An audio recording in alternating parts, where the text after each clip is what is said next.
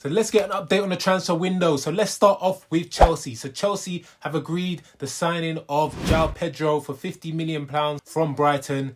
Newcastle also put a bid in for him, but he only wanted Chelsea. So he's going to be moving to Chelsea. He scored 10 goals and had 6 assists last season. So where does João Pedro fit in with that Chelsea team? Well, he can play multiple positions. He can play in the 9 up top. He can play just behind the striker, and he can also play off the left. So those are all 3 positions that Chelsea are going to need players in. They're obviously in the Champions League plus other competitions. So I can see him as being a good addition to the squad. He's not a needle mover for me. Like, he's not wow. Like, yeah, he's going to come in and score bags of goals for Chelsea, but I can see him fitting in and rotating very well with that squad. So their signing has been confirmed. They've also confirmed the signing of Jamie Bueno Gittens from Borussia Dortmund.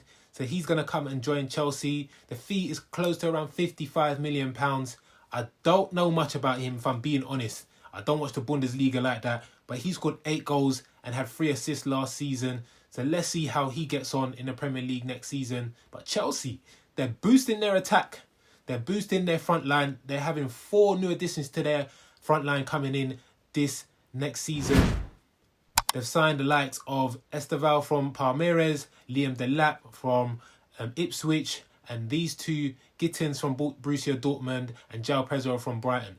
But their model, the Chelsea model, they're buying players young, putting them on long contracts. And hey, if they work out, great. If they don't, they're still young. They can probably still get a decent fee for them. You got to commend them for what they're doing over there in terms of their transfer model, because in the transfer market, they know how to buy players and they know how to get money for them as well. So 4 new signings for them. So now with Arsenal, we have Thomas Partey. He's going to leave Arsenal on a free. Apparently he was asking for too much. They couldn't agree on his wages, so they have now brought in Christian Norgard from Brentford to replace him. They've also looking at signing another defender, Christian Mosqueira from Valencia. They had an opening bid of £40 million rejected, so they're probably going to go back in for him. But when are Arsenal going to sign a forward? They need goals. All of their signings so far has been midfielders and defenders.